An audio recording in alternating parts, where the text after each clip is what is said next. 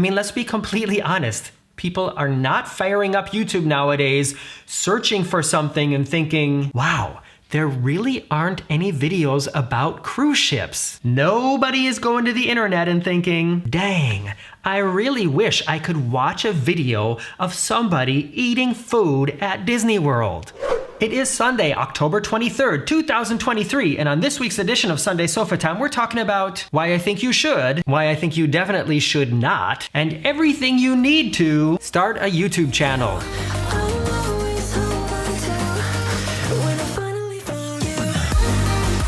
Okay, everybody, if things are going correctly, then on this day today, we will be disembarking the Margaritaville at Sea ship, taking the Brightline train down to Fort Lauderdale, and boarding the Celebrity Equinox, if everything goes correctly. And if I can, I'm going to try to go live on YouTube later today from the Equinox, so make sure you're subscribed and have the notification bell clicked, because that'll give a little ping to your phone if and when it happens. And as always, if you want to see live updates from day-to-day happenings on both of these ships and my upcoming cruise on the Independence of the Seas, follow me on Facebook at The Very Unofficial Travel Guides and on Instagram at Mr. Morgan O'Brien. Okay, I just want to get right into the meat and potatoes of this video. We are going to talk about all things YouTube.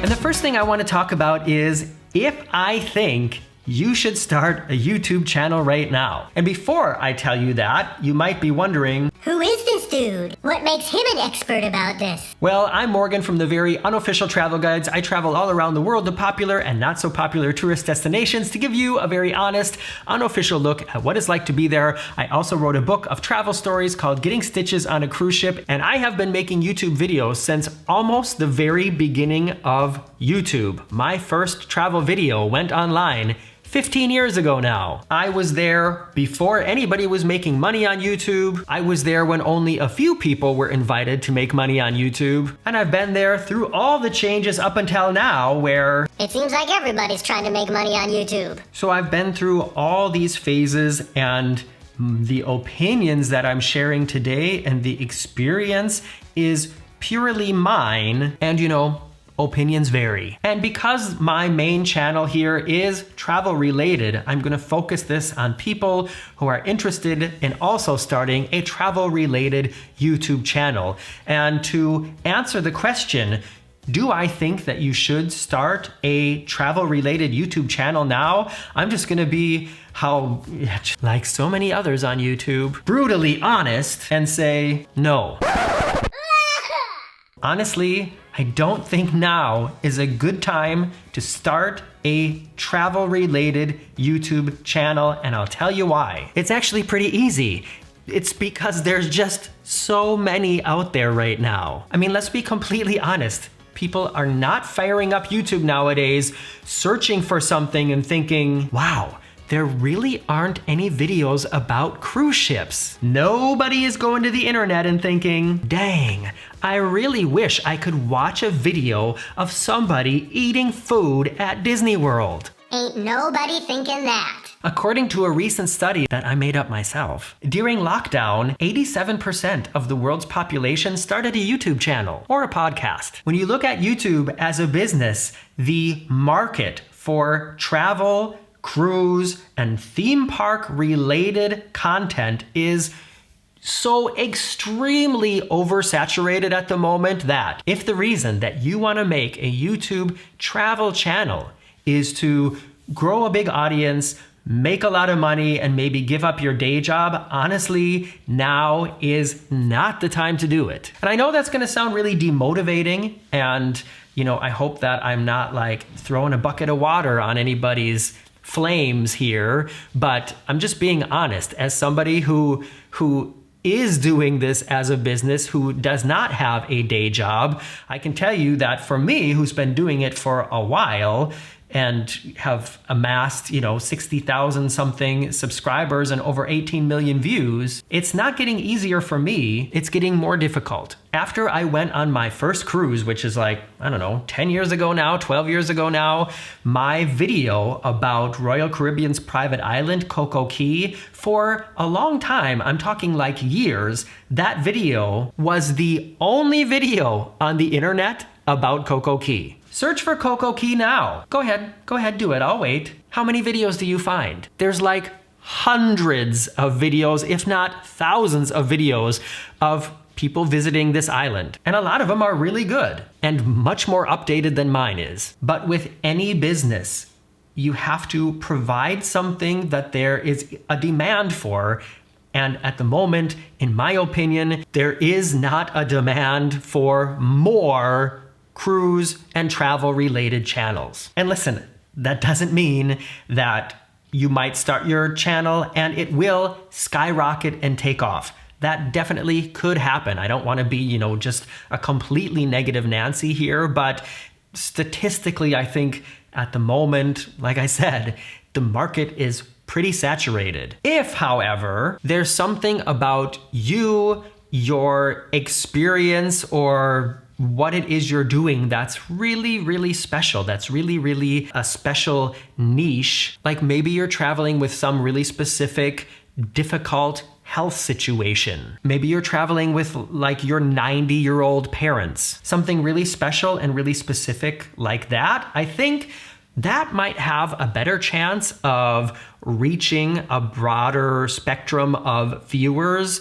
than just a channel that's like Joe and Janine's Travels, Carla's Cruise Adventures, Danny's Disney Family. Those kind of broad, general channels are the ones that I just feel like there's enough of those right now. So just to wrap that topic up, if the reason you're starting a travel channel is because you want to grow a big audience and make a lot of money, I would say don't do it now. Kind of not the best time. There is, however, a really great reason why I think you should start a YouTube channel, and I'm going to tell you that right after this commercial break. Did you get one? What was it about? Write that in the comments below as well. Ooh, I did it different this time. Okay, so now you're wondering, but Morgan, if I shouldn't start a YouTube channel in order to grow a big audience and make money, why should I? Well, this is what I always tell people, and I think that this is a great way and a great way to motivate yourself and a great reason to start a YouTube channel or start uploading videos to YouTube. And that is very simply because you want to share them with somebody specifically. What I mean is make videos because you want to have them on the internet for yourself. You want to be able to look back at them in 15 or 20 years or however many years and think, oh yeah, that's right, we did that. That was so much fun. Or maybe because you have friends or family that live further away from you and you want to show them something that you recently did, something that you experienced, someplace that you were, and make it basically completely for your own personal enjoyment and for that of people that you actually know. In my opinion, that is a very good reason and probably the best reason to start uploading content to YouTube at the moment, and not because you want to get hundreds and thousands of clicks from people you don't know. Maybe it will then happen that some of these videos that you have posted simply for yourself and your close group of friends and family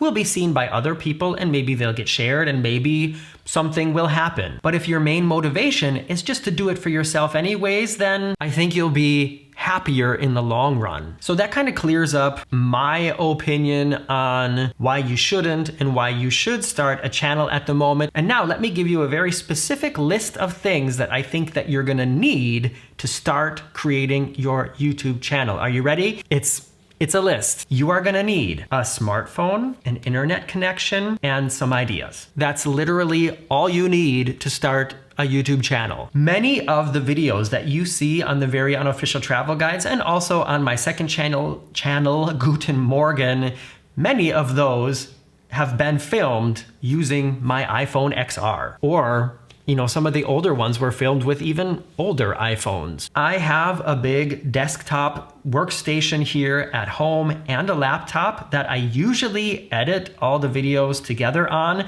but you don't need to have that. In fact, another OG travel content creator on YouTube, Adam the Woo, I know up until a certain point, he edited all his videos on his phone. He didn't have a computer. And at least for iPhone, and I'm sure on Android and Windows and the other systems, I'm sure that there are some free apps that you can use that are very well constructed. I'm going to show you just a really quick little tutorial of how you can use iMovie on an iPhone, which is included in the price of your iPhone. You don't have to pay extra for it. It has everything you need.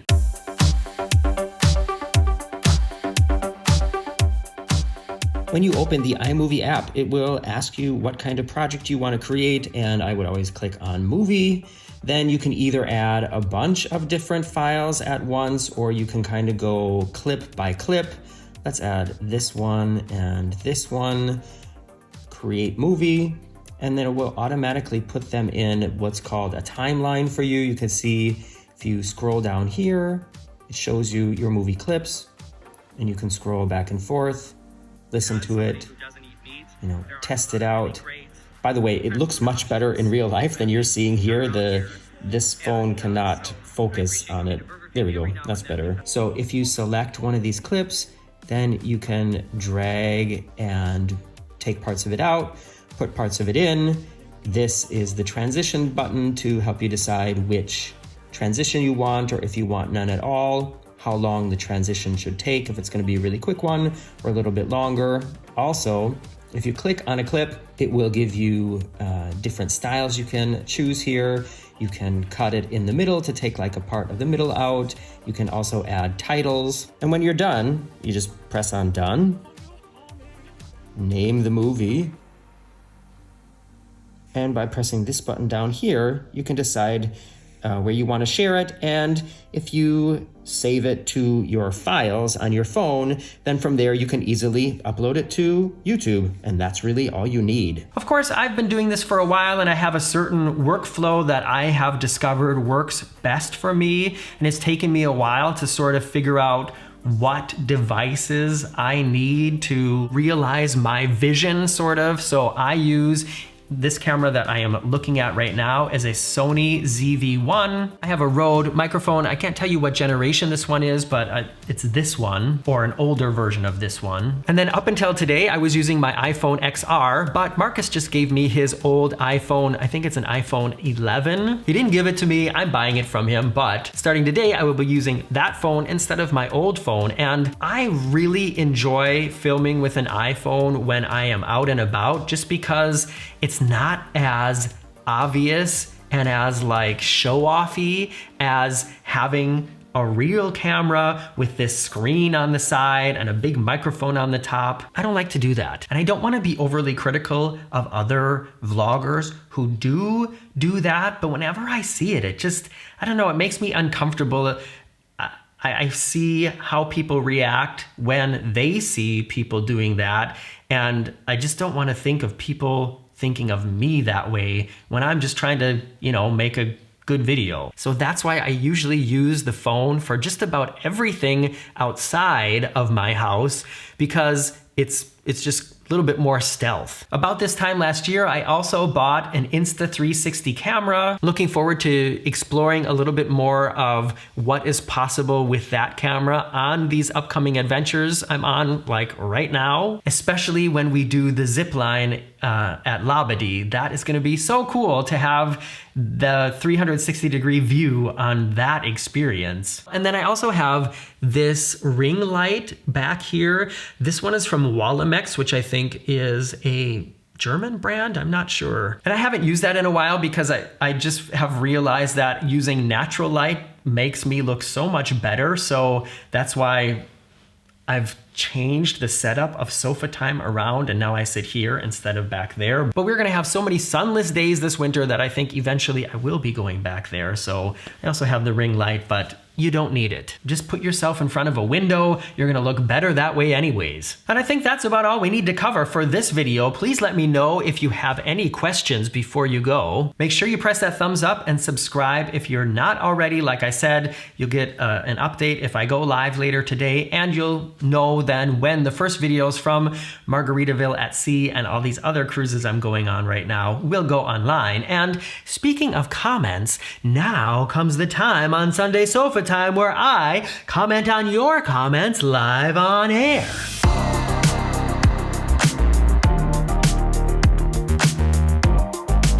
In last week's Sunday Sofa Time, we took a detailed look at the difference between a standard balcony cabin and a junior suite on Royal Caribbean, went through all the details of how much bigger it is, what is included and what is not included. These comments are on that video. The first one is from TJQ00. They write, "Hey Morgan, I bought your book 5 months ago and vowed to wait until my next cruise. This week I'm on NCL Bliss in Alaska and a back-to-back on NCL Encore next week. Sounds nice. I'm gonna leave it on the Encore in the ship's library. Your book needs a follow-up, number 2. Thanks, it was a great read with a glass of wine or 4 in the observation lounge." Oh, I love getting comments like that. Thank you so much for your support. I'm glad it put a smile on your face. And to anybody who's cruising on the Encore in a couple of weeks, check out the library, see if you can find Getting Stitches on a Cruise Ship there. Next comment is Travel with Deband Nick. They write, "I can't believe what I just said. I'm editing this together and I realize I said that the comment is from Deband Nick, but it's obviously Deb and Nick. I didn't get that until I just heard myself say it. I'm sorry, Deb and Nick, or Deband Nick." Just wondering, Morgan, if you do Royal Up and bid for a suite, if you will get the extra perks that are included in a suite if booked normally. That's a really good question, and I already wrote back here, but just for everybody, when you book a cruise on many cruise lines, but in this case Royal Caribbean, if there are suites that aren't booked by normal passengers before the ship leaves, a lot of times you'll get sent a mail where you can bid. They auction off these suites for a certain amount of money above what you already paid for whatever cabin you're staying in. So I actually, and I'm gonna say this quietly because I don't want my sister to know about it, and even though I'm whispering, if she watches this video, she's gonna know anyways. But I bid on 2 suites for our upcoming cruise on the Independence, and if my bid gets accepted, then I'll be able to find out. But this is a good question for any of you out there. If we do get accepted or do get the upgrade to one of the suites, do we automatically get then all the perks involved with that suite, or do we just get to stay in it? Good question, I'd like to know. Final comment is from Kathy Hamilton. Kathy writes, "I love this type of content. And now Morgan starts traveling with a measuring tape to identify the size of beds. Laughy smiley." Yeah, this is referring to in the comparison in the video last week, we looked at videos of both of these cabins. And originally I was thinking that the bed in the suite was a lot bigger. But then when I kind of looked at it side by side, I thought, maybe it's not. And so Kathy's saying, you know, that she enjoys this type of content and that maybe I should start bringing measuring tape so I can tell you exactly how big the bed is. I don't know, should I? Thank you everybody for spending this part of your Sunday or whatever day it is with me here in front of the red sofa while I am cruising on the Equinox. Make sure to check for those daily updates over on Facebook and Instagram, and I look forward to seeing you back here in front of the red sofa soon. Bye-bye.